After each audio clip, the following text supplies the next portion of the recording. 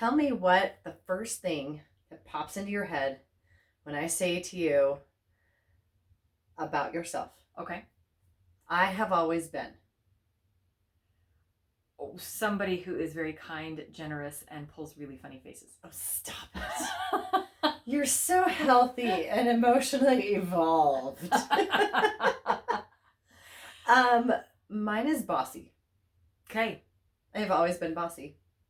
I think if I were to say that about something, well, okay, so here's my real answer to that. Okay. I have always been someone who suffers from lack of self-control. Okay. That's a better Is answer. that more appropriate? Yes. Where you were Obviously, we didn't practice that. So, my question for that, the reason I asked you that question, is because that's usually the one thing we're working on, or related to that one thing we're working on.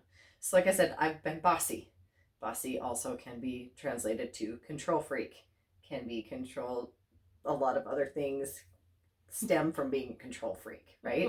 Yes. Inflexible, bitchy. There's a lot of other things that come from that, right? And those are the things that I'm working on.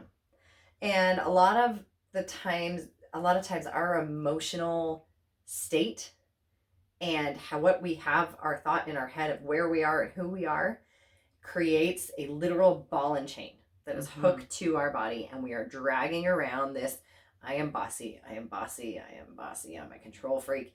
And if you can just cut that ball and let it go, and let that thought go, and stop thinking of yourself as I am this or I am that, then you can start to release physically weight, physically baggage, along with the emotional stuff that you're holding on to. Oh, nice.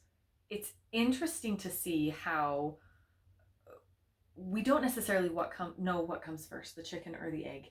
Yeah. Sometimes it's the emotion that causes physical strain. Sometimes it's the physical side that causes the emotional strain. More often than not, however, I see that it's the emotional investment that we have in something that causes a physical blockage, a physical repercussion of something that's going on in our heads. Perception becomes reality. So when we look at a pile of crap on the floor that's been laying there for 3 months, somebody else coming into our home sees a pile of stuff. And it's amazing that they can just pick it up and put it away, and it's like, wow. How did you do that? How did you do that? But when I look at the same pile on the floor, the reason I am stopped in my tracks, the reason I can't physically put this stuff away is because it's not just physical for me, it is an emotional connection, an emotional tie to whatever is on the floor. I am discouraged because that pile is always there, and so I know that my time investment is going to happen over and over and over again. I know that if I talk to the person who's leaving the pile on the floor, they're going to explode and have a bad attitude and fight back, and so I don't want to invest that kind of emotion into it. I know that this was stuff that got left on the floor after my last vacation, and I don't want to put it away because then I'm officially done with that vacation and I'm over it, and I don't want, I want to go back. Whatever the emotion is, it is causing a physical blockage, a physical consequence, simply based on our emotions. And one of the things that I suppose that we can do to help ourselves overcome that is to pay attention to the natural flow of energy in our house. What do you naturally do? Where do you naturally put things? Where do you naturally look for something when you're looking for it? What do your kids naturally do when they come home? If you are putting your physical things in a specific order that does not complement this natural flow of energy, you're going to start butting heads between physical structure and emotional well-being. And if we can pay attention to this natural flow of energy, then all of a sudden we're going to key into some things that, you know what, this is always a problem. I don't want it to be a problem anymore. How can I fix it? How can I change it? How can I... About a month ago on my Facebook page, I did a video talking about how I broke a tradition. And sometimes that's really, really, really scary to do because you're breaking a lot of emotional ties to your stuff. And it's hard and it's scary, but I was ready to move on, and there was a break. Mm-hmm. There was I had gone from, oh, this is great and amazing and always wanting to do this, and it brought back so many memories, to one day when I went to do this, it was and I realized it's not serving you anymore. I don't want to do that anymore, and it wasn't serving me anymore. Had I continued, there would have been a conflict between the physical action I'm taking and my mental awareness of what's going on and what I really want versus what I'm actually doing. And anytime we're not true to that natural flow of energy, we get that backlash, both physically and mentally, and we're causing ourselves all sorts of problems. Yeah. And you're basically swimming upstream to your own tendencies, right? Yes. Well, we do that with our bodies, and for example, I've used the example before, is that if you want to go start working out and you're not naturally like a dance person, maybe don't go to a dance fitness class. Like if you're more of like an aggressive person, maybe a kickboxing class is more your deal. You got to go with the flow of what feels right for you in the moment. Yeah.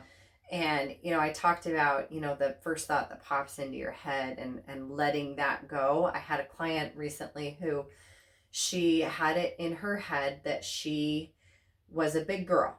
She's like, I've always been the biggest girl in my family. Everybody tells me I'm just a big girl. She actually had another trainer tell her that she was just a big girl, and so she wouldn't be able to lose. Are you for real? Yeah. I was like, well, I'm glad you don't work with that person anymore, because that's not cool. Like, are you a tall girl? Because that's different than a big girl. Yeah. You can be tall. You can be short. You can have broad shoulders. You can have big hips, but you're not a big person. Yeah.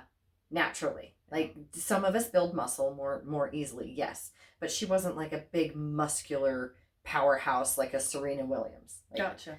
If you said someone was a big girl, I picture Serena Williams. Like, she's powerful, massive, right? Yes. That's a big person. Like, she probably could rearrange my face if she wanted. Well, she could probably, I don't know how long she's ever been out from injury.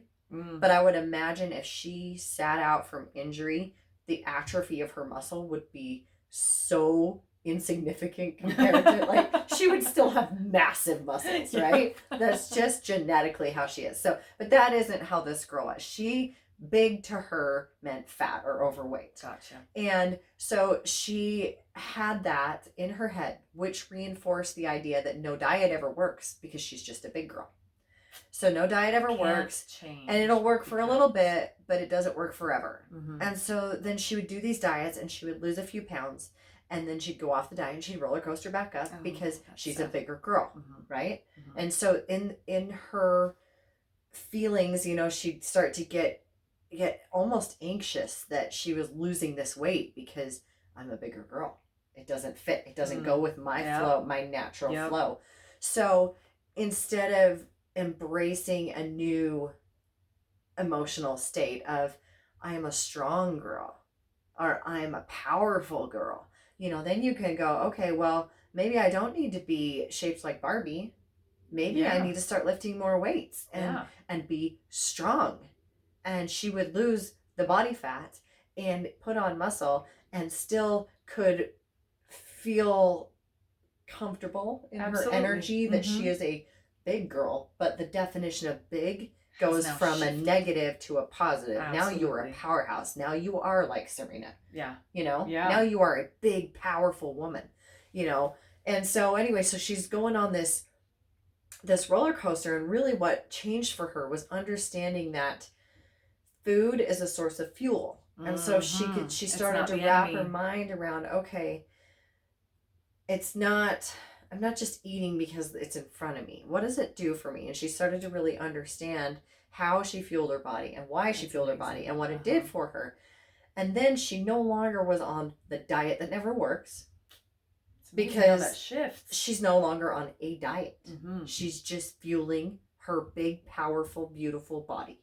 That's amazing. And so it really, the emotions that are going on in your head really can cause you so much physical pain. Yeah. Whether it's you walk in your house and you like freak out because everything's always a mess, or because every time you try a new diet, you fail. Mm-hmm. But if you can just clear that emotion and change that emotion and change that thought process to a more positive, still going with your energy flow, you're never going to be a dancer if you weren't a dancer. Right. I'm never going to be a ballerina. I'm okay with that. I've accepted that. No. You know, and so I probably won't ever be built like ballerina, and that's okay. Yeah. I'm okay with that. Yeah. You know, but I can be built like what I envision myself to be. Yeah. You know, and in a healthy way. Yeah. So emotions are crazy. They are crazy, but on the other hand, they're so necessary to tap into. I mean, we've talked about before. One of the very first episodes we ever did was talking about, you know, the power of emotions. That 95% of all of our actions are Right. emotion based, Right. not logic based. And so for us to get really, really clear and in touch with our emotions and that natural flow of what feels good and not to justify. We have to be really clear with ourselves that, you know, we're not justifying that I want this to feel good and so therefore I'm going to do it. Yeah, but deep that down you do have inside, to be we careful, know for sure. that, Yeah. no, really. Yeah. So we have to be honest with ourselves to really be true to ourselves and understand the emotions and the progress that we can make as we shift those emotions from the negative to the positive. Okay, so what does big mean to you right now? It means negative. How can you shift that Right. to positive? Okay, so this pile on the floor right now, that's very negative to you. How can you shift it to a positive? Because once you shift it to a positive, you can deal with it. You can cope with it. And you can say, okay, I'm done with this stagnation. I'm done with not progressing. I'm going to change this and I'm going to shift it and I'm going to move on and move forward. So address those the emotions that you have and where you're finding those blocks, those mental blocks, that block of flow in your brain that's stopping you from progressing and doing amazing things. Recognize it. Yeah. Pay attention. Try to see yourself from that outside perspective. If I was outside looking in, you know, if somebody can come in and clean up your house in 3 hours, what's taking you 3 years to do, that was emotional. Yeah. So get really, really clear with what those emotions were, or just even recognize that it was emotion. Right. And so, okay, I'm going to change that now. I think really just recognizing that it's emotional is huge because if you can recognize that, then you can start to change the narrative. And you know, you hear the whole be a hero or be a victim, right? Oh, yes. So you can either be the victim who, you know, oh, things never go right for me, and you know, I always gain weight because I'm a bigger girl, and diets always fail because I'm a bigger girl, and it's, you know, it's always external, it's always out of your control, right? Or you can shift it and go, okay, well, I am a bigger girl, and therefore I am strong and I'm powerful, and I don't need a diet. I'm just going to learn how to fuel my body. Yep. And I'm going to be the hero, and I'm going to save myself from this. Yeah. Right? And you can take back the power and be the power in your own situation. And, you know, I mean, and it could go the other way too. I have definitely worked with people who couldn't gain weight for anything. Right. Especially men especially deal with this, but I've dealt with ladies too that, you know, I just can't gain weight. I'm just so skinny. I'm so skinny. I hate how skinny I am. So, you know, it definitely doesn't discriminate. Right. Emotion attacks from any angle.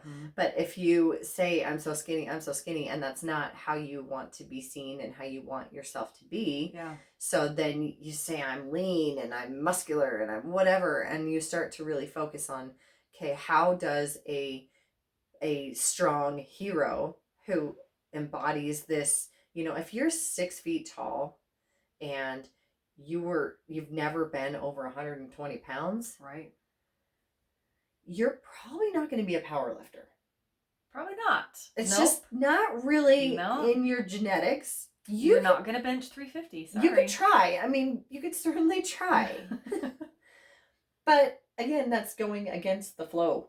You know, your natural flow is to be long and lean. So embrace that. You know, try and do Yeah. activities like, you know, that's why basketball players are all tall and lean. Right. Well, they're changing now, but they, you know, you get the point. I get it. I You know, totally or get it. volleyball players or whatever. You know, you're not going to take a 6 foot tall girl and, you know, send her into figure skating where she's going to be thrown up in the air by other people and twirling around. That's for the little tiny ones. Yep. You know, Yep. she's going to be playing volleyball. She's going to be playing basketball. She's going to be, you know, maybe she is doing gymnastics, but she's doing more floor routines where she can, you know, Right. really stretch her body out or something. I'm obviously don't know a lot about these things. So if this is your sport and you're cringing, I'm sorry. It's my sad attempt at trying to make an analogy. But the point is you can't go against the flow. You got to go with your flow, but you got to make your flow a healthy, positive flow. Mm-hmm. And be the hero. Take yourself to where you want to be. Don't be the victim that just throws their hands up and says, oh, well, this is how I'm always going to be. Yeah. And there will always be that person that seems to defy the odds. There will always be that outlier that says, okay, if they can do it, I can do it. And we don't necessarily know their whole story. So just pay attention to your flow of energy. What do you naturally have a tendency to do? And where are those bottlenecks? Where do you have those emotional blocks to say, I want to do this, but I can't? Mm-hmm. Or this is what I'm shooting for, but for some reason I never get there. Okay, then take a step back, try to look at it from somebody else's perspective and say, okay, then where is that energy stopping? Where is that natural flow and that natural tendency stopping, and why? And then when you can recognize that, then you can say, okay, I'm ready to change. I'm ready to shift traditions. I'm ready to be courageous and stop doing something that somebody expects me to do because I want to do something different. Mm-hmm. Yep. All right, so more serious introspection here. Yep. Just like we did last week. The homework for this week is to take a step back. Try to emotionally detach from everything that's going on and try to find where that natural flow of energy is being stopped so that you can remove the emotion from the situation and find the natural course of where you do want to go. And so whether that be a physical space and energy in your house, you know, okay, if I always look for my car keys on the kitchen counter, then why do I insist on everybody putting the car keys on the hook in the mudroom? And just get a bowl on the kitchen counter. Go with it. Go get a bowl or a basket and put it on the kitchen counter to contain your glasses, your cell phone, your car keys, you know, all that kind of stuff that you put there. Yep. Go with it. Do it that way because you'll be so much happier and it will make so much more sense if you do it that way than try to insist, well, I bought these cute hooks from Hobby Lobby for $45. I'm going to use them come hell or high water. Like, it's not going to work. So it says keys. It says keys right there. Good heavens. Yeah, don't fight the battle. And when it comes to physical stuff, don't be afraid to ask. Ask someone that you love and trust and say, you know, what do you think, you know, would be the healthiest version of me? What do you think that would look like or feel like? You know, my husband is amazing at this for me. He actually is the one that finds all my swimsuits and a lot of my clothes. That's amazing. I hate shopping. That's for real. But he also is very good at finding, you know, models or whatever pictures of women who are built like me.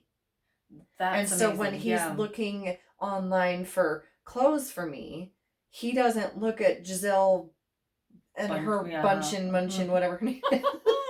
You know, because she's 1.5 feet taller than I am. Yeah. And probably 50 pounds lighter. Right. You know, and so what looks good on her is not going to look good on me. He looks for women who are built like me. And he's like, you got a booty. So we got to find girls that have a booty. And then that swimsuit will probably fit you better than the one that's on the little rail over there. Mm-hmm. You know? So you got to find what your natural thing is, and sometimes you need a third party perspective. So don't be afraid to ask your best friend, hey, you know, out of all these different pictures on Instagram of whatever, you know, who do you think I'm built most like, you know, so that you can start to really picture what your healthy version is, what your flow is, and stop swimming upstream. Stop trying to do your makeup like these girls that have like eyebrows up in their hairline. Like, I don't have, so I can't do my makeup like those girls because I don't look like those girls. And the more I try, the more frustrated I get. I don't have like the eyebrows that go like that. But the same goes for our body. The same goes for our house. We mentioned earlier, stop looking for answers on Pinterest because that's not your house. That's not your situation. The flow of energy is different. Find what works for you. And that third party can be that person that's emotionally detached enough to say, but that doesn't look like you. Yeah. Why are you trying to fit into that bathing suit if that doesn't look like you? That doesn't look like you. Yeah.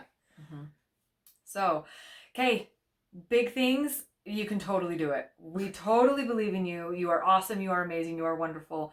You can do what works for you. Stop looking to other people to tell, Yeah. Go with your own flow because your own flow is fabulous. Yes. We like it just the way it is. Couldn't have said it better. Excellent.